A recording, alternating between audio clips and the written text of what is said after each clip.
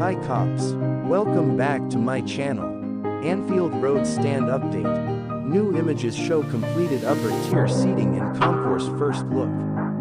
10 new official photos released today show the continued progress on the Anfield Road Stand development. Work on increasing the capacity at Anfield to 61,000 continues at pace following the news in September that Buckingham Group entered into administration. And Rainer Rowan Construction, along with a number of other contractors, took over the final works on the project. The new images show the upper tier seats fully installed and a first look at the new extended general admission concourse, plus design details taking shape inside the new stand.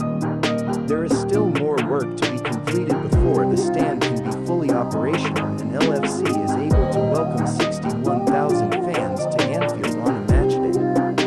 There will still be a requirement to hold a number of test events in order to satisfy all health and safety regulations, as required by Liverpool City Council. The aim of these events will be to test the building, systems and management plans, using the welfare facilities, testing entry and exit procedures and fire alarm evacuation.